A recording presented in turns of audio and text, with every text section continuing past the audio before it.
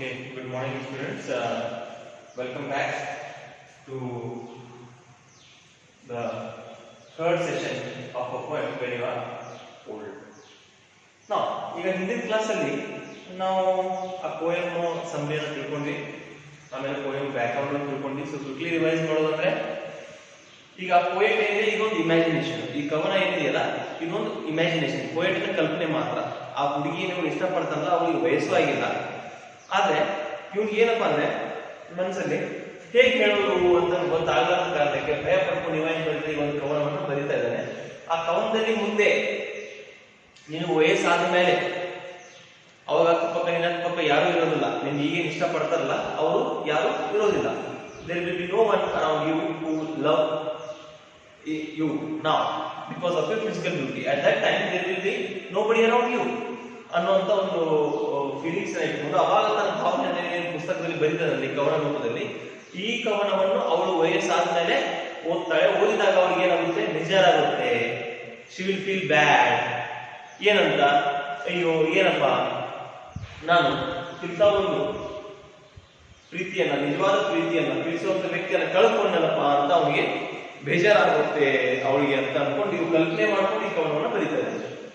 Okay, so ಈಗ ನಾವು ಇದರಲ್ಲಿ ಕೆಲವು ಕ್ವಶನ್ಸ್ ಅನ್ನ ನೋಡೋಣ. ಹಾಗಾದ್ರೆ ಇವು ಕೆಲವು ಕ್ವಶನ್ಸ್ ನಿಮ್ಮ ವಾರ್ಷಿಕ ಪೇಪರ್ ಅಲ್ಲಿ ಬಂದಿರತಕ್ಕಂಥ ಎಕ್ಸಾಂಪಲ್ಸ್ ಆಗಿ ನಾವು ಕೆಲವು ಕ್ವಶನ್ಸ್ ನೋಡೋಣ. 1 marks. Where had love hidden its face in when you are old? ಈ ಕವನದಲ್ಲಿ ಆ ಪೋಯಮ್ ಅಲ್ಲಿ ಹೇಳ್ತಾರೆ ನಿನಗೆ ಬೇಜಾರಾಗುತ್ತೆ, ಅವಾಗ ಏನಾಗುತ್ತೆ, ಪ್ರೀತಿ ಕಳೆದೋಗಿರುತ್ತೆ. ಅಂದ್ರೆ ಈ ಪ್ರಶ್ನೆ, ಆ ಲವ್ ಅನ್ನೋದು ತನ್ನ ಮುಖವನ್ನ ಎಲ್ಲಿ ಬಚ್ಚಿಟ್ಟುಕೊಂಡಿರುತ್ತೆ, ಎಲ್ಲಿ ಅಡಿಕೊಂಡಿರುತ್ತೆ ಅಂತ ಕೇಳ್ತಾರೆ. Where had love hidden its face in when you are old ಅಂದ್ರೆ ಎಲ್ಲಿ?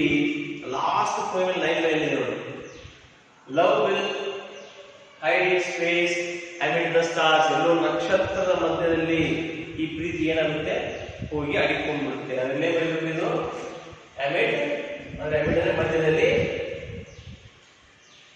ಅಮಿಡ್ ಸ್ಟಾರ್ಸ್ ಎಲ್ಲೋ ನಕ್ಷತ್ರದಲ್ಲಿ ಮಧ್ಯದಲ್ಲಿ ಹೋಗಿ ಈ ಪ್ರೀತಿ ಏನಾಗುತ್ತೆ, ಕಳೆದು ಹೋಗುತ್ತೆ ಅನ್ನೋ.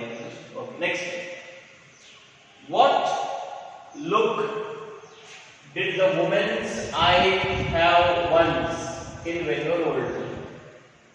ಆ ಕಣ್ಣೊಳಗೆ ಯಾವ ಲುಕ್ ಇದೆ ಕಾಣುತ್ತೆ ಪೋಯಮ್ ಅಲ್ಲಿ, ಕಣ್ಣಲ್ಲಿ ಅಂತ his ice had soft look.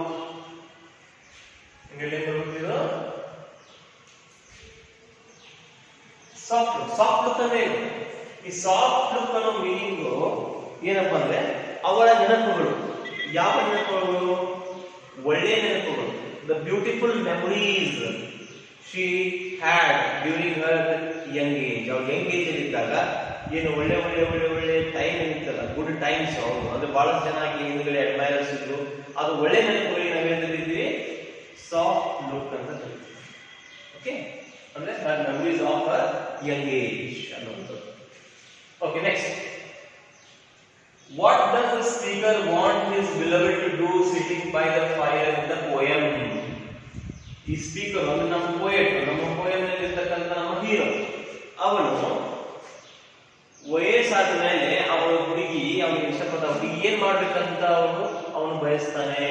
What does the speaker want his beloved to do sitting by the fire? ಆ ಬೆಂಕಿ ಪಕ್ಕ ಕುತ್ಕೊಂಡು ಏನ್ ಮಾಡ್ಬೇಕಂತ ಬಯಸ್ತಾನೆ.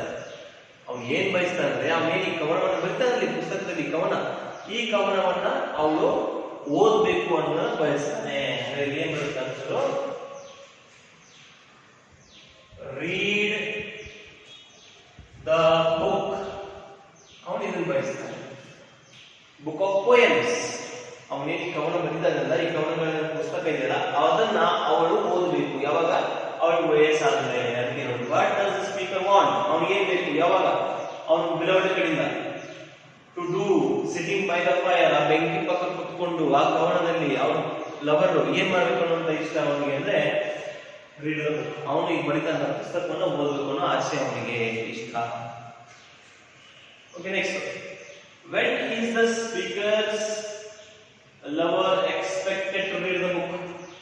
ಈ ನಮ್ಮ ಕವನದಲ್ಲಿ ಪೊಯಮಲ್ಲಿ ಹೀರೋನಲ್ಲ ಅವನ ಲವರ್ ಅವರು ಅವ ಬರೆದಿರ್ತಕ್ಕಂಥ ಪುಸ್ತಕವನ್ನು ಯಾವಾಗ ಓದಬೇಕು ಅನ್ನುವಂತ ಯಾವಾಗ ಓದಬೇಕು ಯಾವಾಗ ಓದ್ತಾಳೆ ಅಂತ ಅನ್ಕೊಂತಾರೆ ಎಂಗೇಜ್ ಇದ್ದಾಗಂತ ಓದೋದಿಲ್ಲ ಯಾಕಂದ್ರೆ ಟೈಮ್ ಇಲ್ಲ she is very busy with all those heroes around her ಅಂದ್ರೆ ಅವಾಗ ಆ ಪುಸ್ತಕ ಓದೋ ಅವಕಾಶ ಯಾವಾಗ ಸಿಗುತ್ತೆ ಅವಳಿಗೆ ಅವಳು ಮುದುಕಿ ಆದಾಗ ಅಂದ್ರೆ ಏನ್ ಬರೀಬೇಕು answer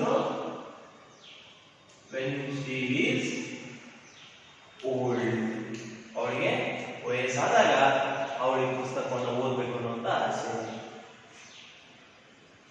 Now, what does the phrase your changing face suggest? Your changing face ಅನ್ನೋ ಪದ ಈ phrase is a group of words. Your changing face ಈ ಒಂದು ವರ್ಡ್ಸ್ ಏನನ್ನ ತಿಳಿಸುತ್ತೆ? ಫೇಸ್ ಚೇಂಜ್ ಯಾವಾಗ ಆಗುತ್ತೆ ಮನುಷ್ಯನಿಗೆ? ವಯಸ್ಸಾದಾಗ. ಹಾಗಾದ್ರೆ ಅರ್ಥ ಏನು? Old age. ಏನದು? Old age. ಈ ಪದಗಳು ಏನು ತೋರಿಸ್ತಾವ ಅಂದ್ರೆ old age. Okay, next. What did the speaker love in this poem? ಈ ಪೋಯಮ್ ಅಲ್ಲಿ ನಮ್ಮ ಸ್ಪೀಕರ್ಗೆ ನಮ್ಮ ಪೋಯಿಟ್ಗೆ ಏನು ಕಂಡ್ರೆ ತುಂಬಾ ಪ್ರೀತಿ? ಯಾರನ್ನ ಇಷ್ಟಪಡ್ತಾನೆ? ಹೌದಾ? ಯಾರನ್ನ? What does he love? Yes, you will get answer in the poem. ಒಂದೇದು ಅವನು ಇಷ್ಟಪಡೋದಂದ್ರೆ her soul. Okay, her soul. ಅದರಲ್ಲಿ ಬರೀತೀವಿ ಒಂದೇದು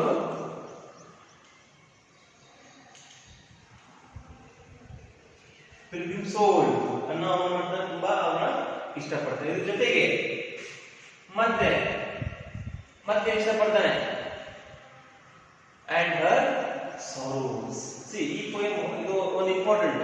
ಆಮೇಲೆ ಇದರ ಆನ್ಸರ್ ಎಲ್ಲಿ ಯಾವ ಲೈನ್ ಅಲ್ಲಿ ಸಿಗುತ್ತೆ ಅಂತ ನಿಮಗೆ ಹೇಳ್ಕೊಡ್ರಿ. Open your textbook and please I request you once again to go through the poem. ಇಲ್ಲಿದೆ ನೋಡಿ. Okay, the second stanza ಅಲ್ಲಿ but one man loved the pilgrim soul in you. So first answer ಏನು ಇಷ್ಟಪಟ್ಟವನು? pilgrim soul. and loved the sorrows of your changing face. ಇದ್ರ ಜೊತೆಗೆ ಇನ್ನೊಂದು ಏನು ಮಾಡ್ತಪ್ಪ ಅಂದ್ರೆ sorrows.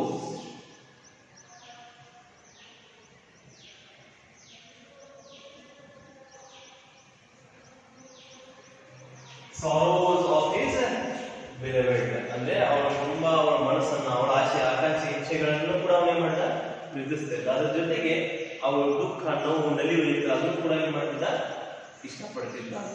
These are few important 1 mark questions which are asked in the previous question paper. Okay, ಇದನ್ನ ನೀವು ನೋಡ್ಕೊಳ್ಳಿ. ಇದ್ರ ಜೊತೆಗೆ ಈಗ ನಾನು ನಿಮ್ಮ ವಾಟ್ಸ್ಆಪ್ ಗ್ರೂಪ್ ಅಲ್ಲಿ ಈ ಪೋಯಮ್ಗೆ 4 ಮಾರ್ಕ್ಸ್ ಅಥವಾ 6 ಮಾರ್ಕ್ಸ್ ಈ ಕ್ವಶನ್ಸ್ ಅನ್ನ ಕೇಳಿದ್ರೆ ಯಾವ ಆನ್ಸರ್ ಸೂಟೇಬಲ್ ಆಗುತ್ತೆ?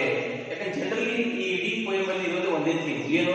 ಇವನ್ ಲವರ್, ಇವನ್ ನಮ್ಮ ಪೋಯಟ್ ನ ಅವು ತನ್ನ ಹುಡುಗಿ ಮೇಲೆ ಇರ್ತಕ್ಕಂಥ ಫೀಲಿಂಗ್ಸ್ ಬಗ್ಗೆ ಈ ಪೋಯಮ್ ಇದೆ. ಸೊ ಅದಕ್ಕೆ ಒಂದು ಸೂಟೇಬಲ್ ಆಗುವಂತ ಒಂದು ಸ್ಮಾಲ್ ಒಂದು ಆನ್ಸರ್ ಟೈಪ್, ಒಂದು ಸಮ್ಮರಿ ಟೈಪ್ ಒಂದು ಪ್ಯಾಸೇಜ್ ಅನ್ನು ನಾನು ಬರೆದು ನಿಮಗೆ ನಿಮ್ಮ ವಾಟ್ಸ್ಆಪ್ ಗ್ರೂಪ್ ಅಲ್ಲಿ ಕೂಡ ಪೋಸ್ಟ್ ಮಾಡ್ತೀನಿ.